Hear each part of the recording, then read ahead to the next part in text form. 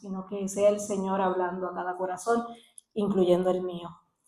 Así que sabemos que en la vida hay lugares que nosotros consideramos sagrados, ¿verdad que sí? Entre ellos podríamos decir que el templo es un lugar sagrado.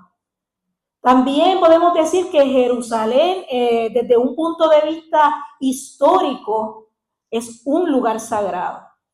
Podemos decir que la palabra de Dios es sagrada, ¿verdad que sí? ¿Están de acuerdo conmigo hasta aquí?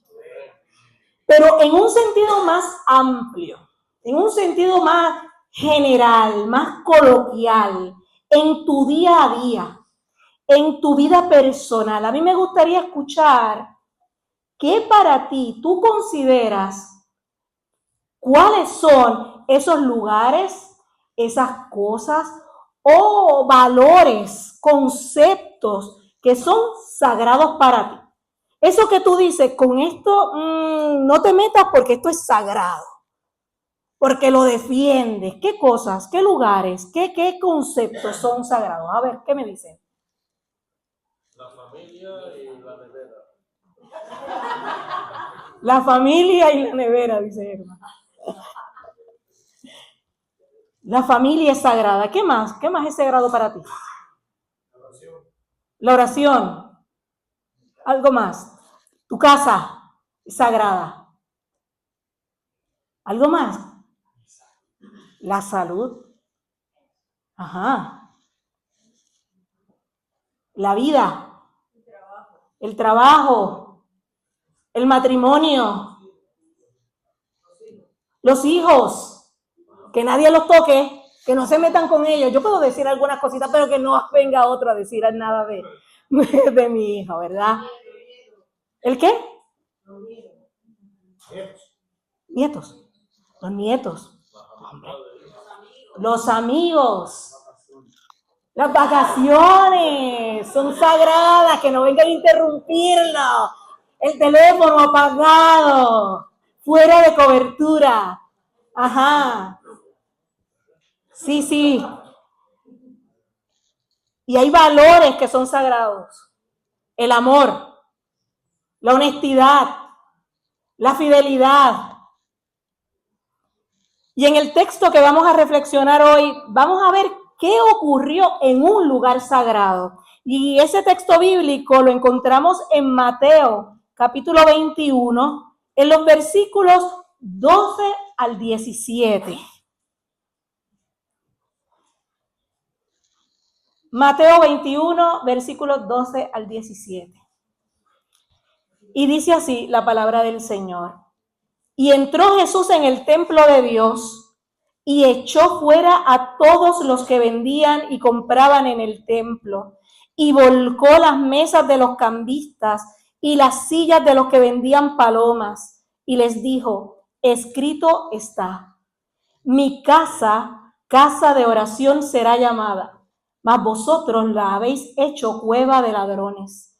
Y vinieron a él en el templo ciegos y cojos, y los sanó. Pero los principales sacerdotes y los escribas, viendo las maravillas que hacía, y a los muchachos aclamando en el templo y diciendo: Hosana al hijo de David, se indignaron. Y le dijeron: ¿oyes lo que estos dicen? Y Jesús les dijo: sí. ¿Nunca leísteis de la boca de los niños y de los que maman perfeccionaste la alabanza? Y dejándolos, salió fuera de la ciudad a Betania y posó allí. Y unos versículos antes, en este libro de Mateo, nos narran ese momento en el que Jesús está entrando a Jerusalén, haciendo su entrada triunfal a Jerusalén. Y nos dice la palabra que estaba en medio de la aclamación de la multitud de gente. Y le tiraban mantos en el camino para que él pasase. Y cortaban ramas de los árboles y las tiraban al camino para que él pudiera pasar. Y la gente que iba delante y los que iban detrás le aclamaban y le decían: Hosana al hijo de David, bendito el que viene en el nombre del Señor, hosana en las alturas, gritaba la gente en aquel lugar. Y después de esto, después de toda esta aclamación, y Jesús venía rodeado con mucha gente, dice que Jesús se dirigió al templo, entró, echó fuera a los que allí estaban, volcó las mesas y las sillas de los cambistas y de los que vendían. Y Jesús no llegó así a observar, no, dice que Jesús llegó con fuerza. Jesús sabía lo que estaba ocurriendo, llegó con energía, llegó con determinación, con firmeza. No llegó en silencio, ni tampoco se hizo de la vista larga ante lo que estaba ocurriendo en aquel lugar. Jesús asumió una postura firme, decidida, y sus palabras, lo que él dijo en aquel momento, nos permiten ver un poco qué era lo que estaba ocurriendo. Y Jesús dice, esta es mi casa, casa de oración, y vosotros la habéis convertido en cueva de ladrones. ¿Y qué pasaba en aquel lugar? Era el tiempo de la Pascua. Y en el tiempo de la Pascua venían muchas personas de aquel lugar y del extranjero, venía mucha gente a Jerusalén a celebrar la Pascua, que era una o la mayor celebración que este pueblo tenía. Y al llegar al templo se encontraban con un negocio, con un mercado, donde se vendían los animales para el sacrificio y cambiaban también las monedas.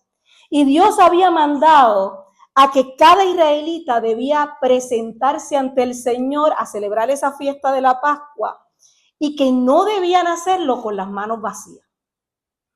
Tenían que llegar a esta fiesta con manos llenas. Así que para los diferentes sacrificios que se hacían durante la festividad, ellos traían unos animales, y estos animales tenían que ser unos animales adecuados. Tenían que estar limpios, tenían que estar sin manchas, e independientemente del lugar donde venías, tenías que traer estos animales. ¿Y qué pasaba y qué se dieron cuenta? Que muchas personas que venían de lejos, traer esos animales desde tan lejos se les complicaba. También que en el viaje este animal que lo habían traído, que era limpiecito, sin mancha, estaba muy bien cuidado, podía sufrir algún percance en el camino y que éste se lastimara. Y lo que inició como un servicio a estas personas que venían de lejos, de venderle un animal, no tenían que traerlo desde lejos, sino que llegaban a Jerusalén y podían comprarlo allí, pronto se convirtió en un negocio muy lucrativo. Por lo tanto, los sacerdotes montaron un negocio, montaron un mercado en el templo y vendían animales en el templo. Y esos animales ya estaban certificados, ya estaban verificados, lo habían mirado muy bien y ellos mismos le habían puesto el sello, mire, estos son aptos para el sacrificio. Así que estos no tienen mancha, estos están bien, estos no hay que inspeccionarlos más. Con este animalito que yo te voy a vender, ya está listo para que lo lleves al sacrificio. Por lo tanto, aquellos que traían sus propios animales, que tenían que pasar por esa mesa de inspección, ¿qué pasaba? Que muchos de los animales, casualmente, no pasaban la inspección. Le encontraban cualquier imperfección a ese animalito. Como resultado, ¿qué hacían las personas, las mesas de inspección? No, está rechazado. Pero si vas aquí al templo, allí hay unos animales que esos, mira, ya están inspeccionados y todo. Vete y cómprate uno allí y llévalos para el sacrificio. Y no quiero hablarles del precio que pedían por aquellos animales. Así que para ahorrarse molestias y disgustos, estas personas que venían para la fiesta, de tener que pasar por la mesa, de que les rechazaran el animal, que era más conveniente para ellos, pues llegar allí y comprar el animal directamente en el templo. Un negocio, mire, redondo.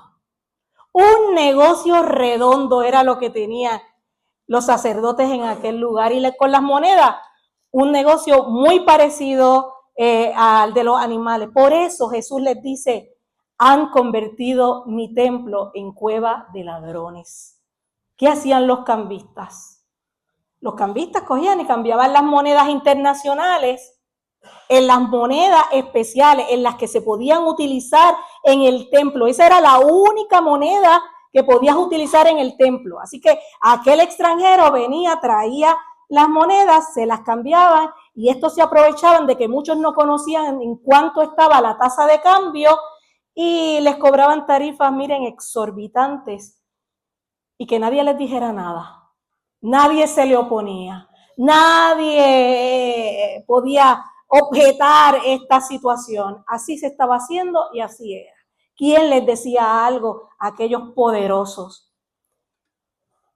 Claramente vemos que dentro del templo había corrupción. Había mucha corrupción.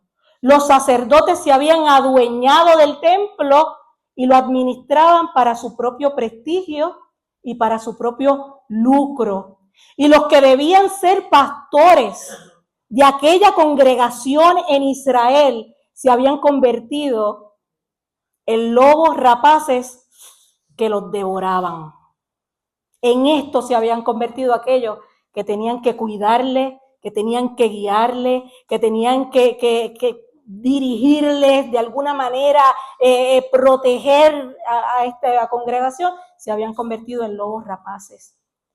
Ya el sacrificio, el momento, el significado de aquel sacrificio que el Señor pedía había perdido el significado original que Dios había establecido en el Antiguo Testamento y que ellos estaban practicando. Solo quedaba la apariencia de que se estaba haciendo el sacrificio, pero ya no había esencia. Había apariencia sin esencia. Y ante este panorama es que Jesús llega.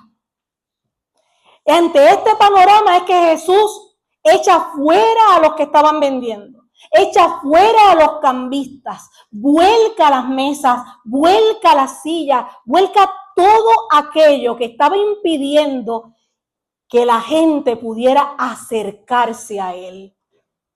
¿Por qué? El templo debía ser un lugar de adoración. El templo debía ser un lugar de encuentro.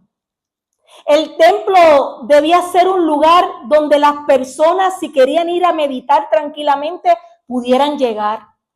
El templo debía ser un lugar de refugio, un lugar de alabanza, un lugar de restauración. Y estaba haciendo todo lo contrario. El templo debía ser un lugar donde el pueblo pudiera acercarse libremente a Dios. Y no estaba siendo así. Se había convertido en una cosa totalmente diferente, en otra cosa. Pero ese lugar, esa casa de oración, ya no era casa de oración, sino cueva de ladrones. Jesús encontró con que lo habían convertido nada más y nada menos que en un lugar,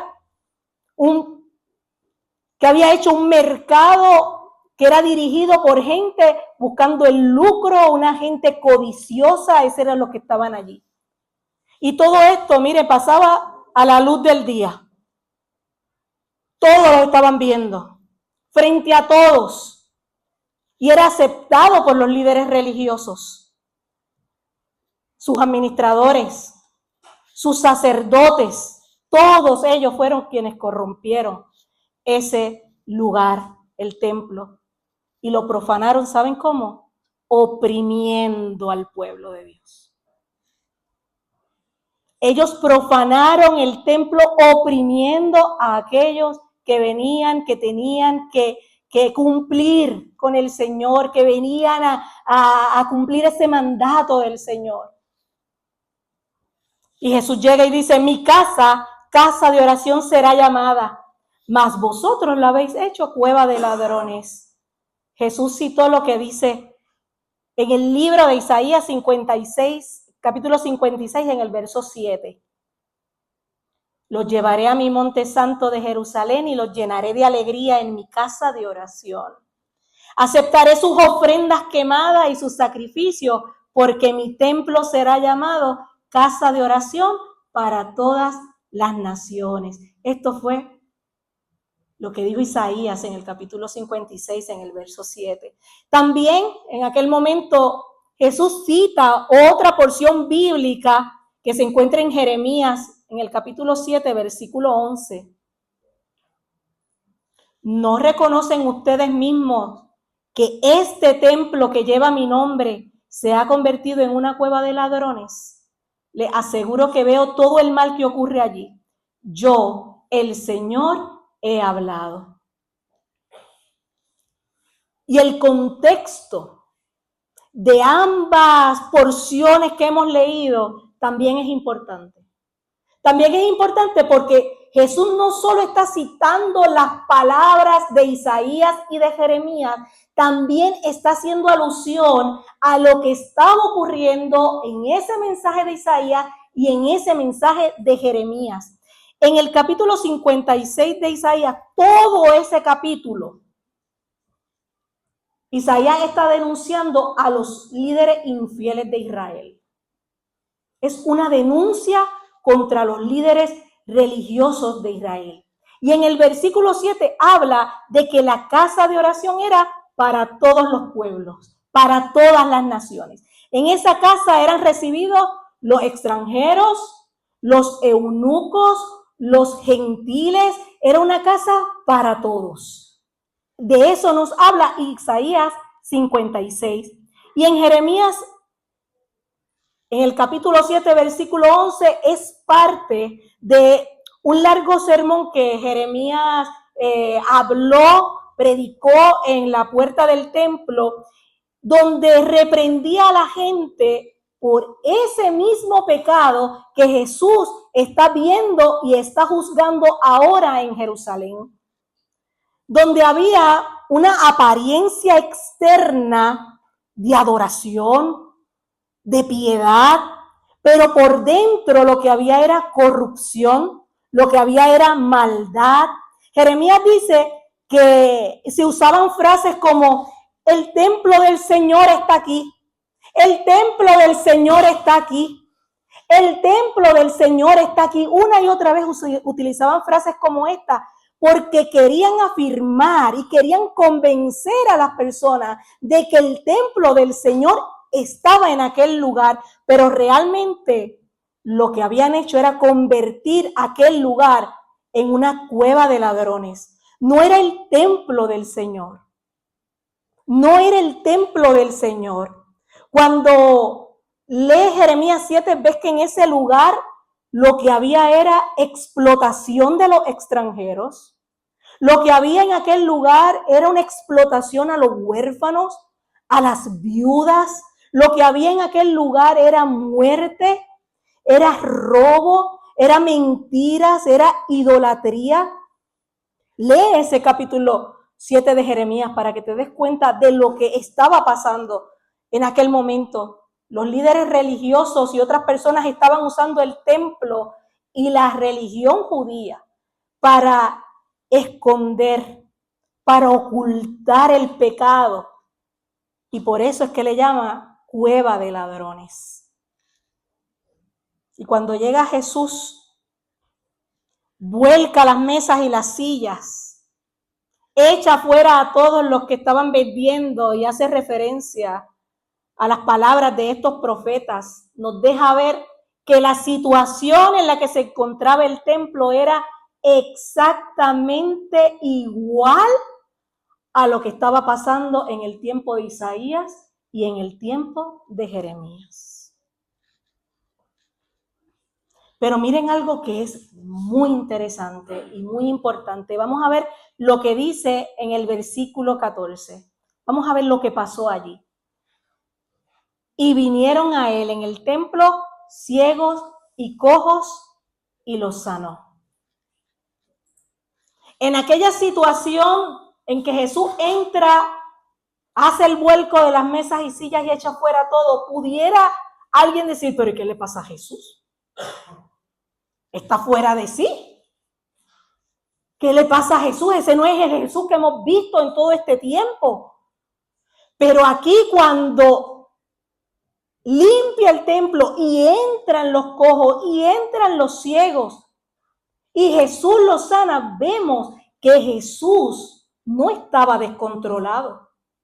Jesús tenía todo bajo control. No vemos a un Jesús fuera de sí que le dice al cojo, mira, vete y vuelve en un rato porque ahora mismo no puedo atenderte. No vemos a un Jesús que le dice al ciego, da media vuelta como puedas, siéntate allá afuera, espera que yo me tranquilice y te atiendo dentro de poco. No vemos a un Jesús así. Vemos al mismo Jesús de siempre, en control, que recibe al cojo, que recibe al ciego, que lo escucha, que lo atiende, que lo abraza, que lo toca, que lo ama y que lo sana. Ahora aquí hay una línea muy finita.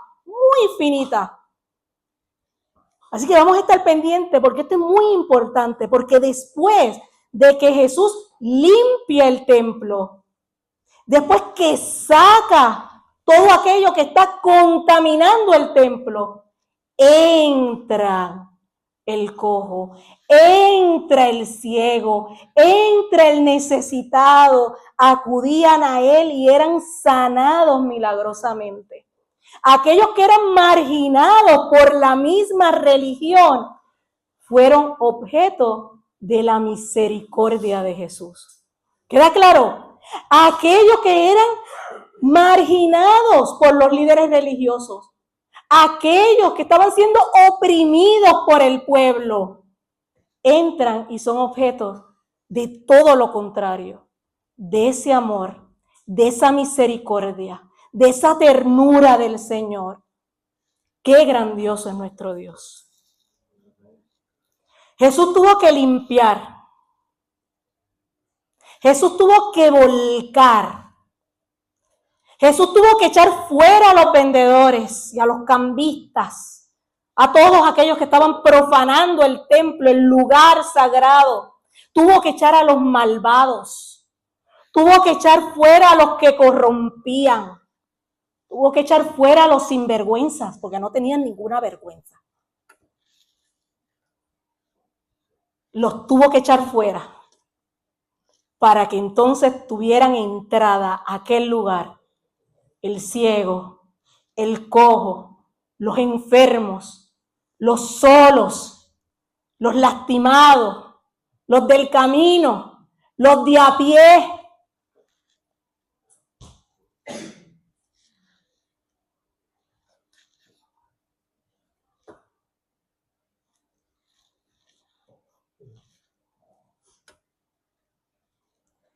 Tuvo que echar fuera lo indigno para que pudieran entrar los dignos. Tuvo que limpiar para que entonces aquellos tuvieran acceso. Y finalmente, fíjense que Jesús, en lugar de recibir la alabanza, la adoración, los halagos de aquellos religiosos, por lo que había hecho, por lo que estaba haciendo, mira, está haciendo milagros, es que lo está sanando frente a ellos. Y en lugar de los religiosos decirle, wow, mira lo que ha hecho, recibió críticas por parte de ellos. Pero ¿de quién recibe la alabanza Jesús? Los niños del templo empiezan a alabarle. Miren lo que dice el versículo 15. Lo voy a leer desde la Nueva Traducción Viviente.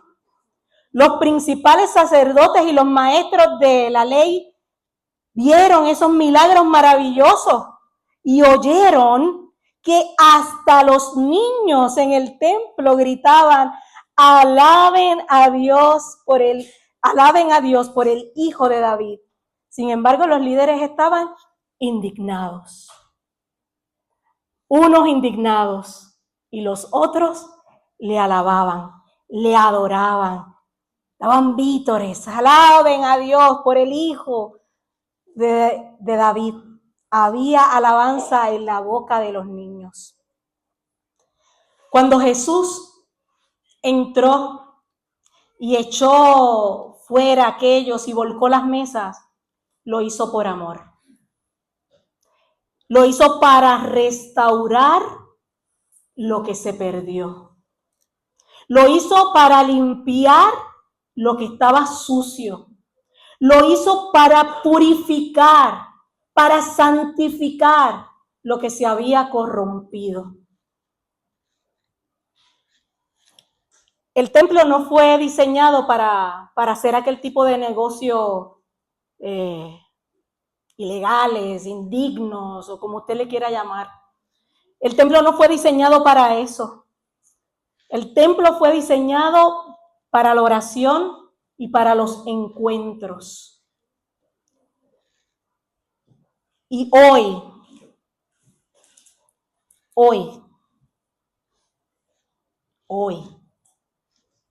Jesús continúa purificando su iglesia. Hoy Jesús continúa limpiando su iglesia.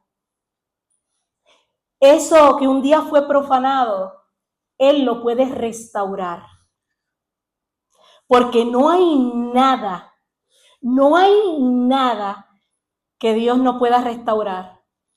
No hay nada que Dios no pueda sanar.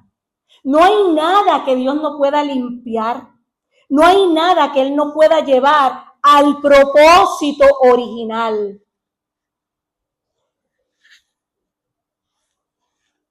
En la Biblia se menciona otro templo, ¿verdad? Uno que no fue construido con manos humanas. Dice en 1 Corintios, capítulo 6, en el verso 19, ¿no se dan cuenta de que su cuerpo es el templo del Espíritu Santo que vive en ustedes y les fue dado por Dios? Nuestro cuerpo es templo del Espíritu Santo.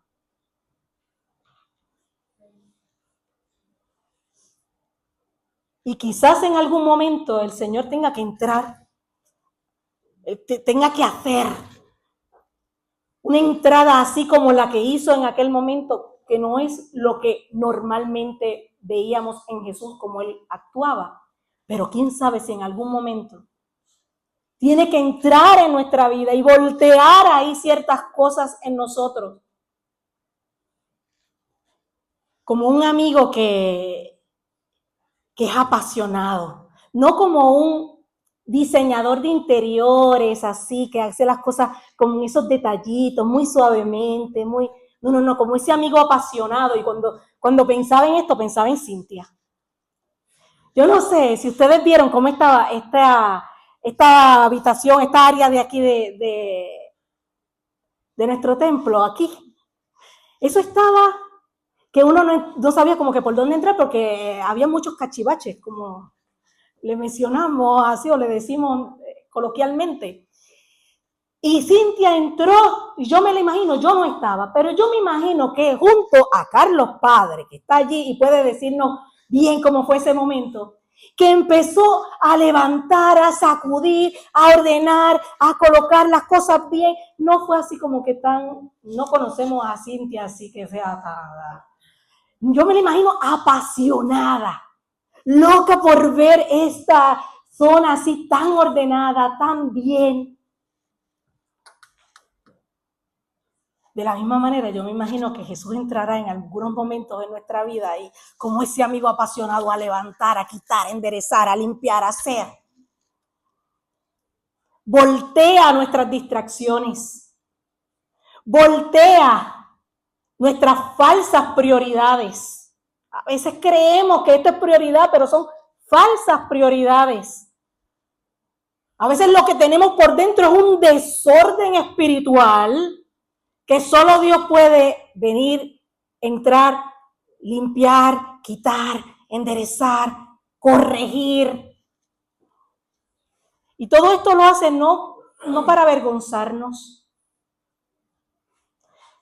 Él lo hace porque quiere hacer un espacio nuevamente para Él.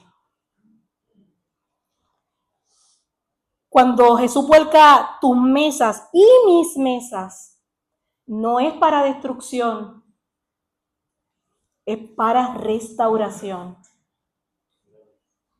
Cuando Jesús vuelca nuestras mesas, no es para destrucción, no es para avergonzarnos, es por amor y es para restauración. Y cuando comenzamos esta reflexión, mencionamos esos lugares, esos conceptos, esos valores que consideramos sagrados en nuestra vida. Vamos a pedirle al Señor que nos limpie, que limpie nuestra familia, que limpie nuestro matrimonio, que limpie nuestras relaciones de amistades, que limpie esas costumbres o esas cosas que nos hemos acostumbrado a hacer y pensamos que como siempre las hemos hecho, pues las tenemos que hacer así. Pero hay costumbres y hay cosas que deshonran a Dios. Y que el Señor tiene que sacarlas de nuestra vida y nosotros tenemos que decir, mire Señor, haz lo que tengas que hacer. Haz lo que tengas que hacer en nuestra vida. Limpia, corrige, edifica, restaura, sana. Yo quiero que lo indigno salga para que lo digno entre. Esto no es otra cosa que echar fuera lo indigno para que entre lo digno. Y ese es el título que lleva esta reflexión, echar fuera lo indigno para que entre lo digno. Que todo aquello, todo, lo que estás robando, ocultando la gloria de Dios, como en aquel templo, estaba siendo ocultada la gloria de Dios.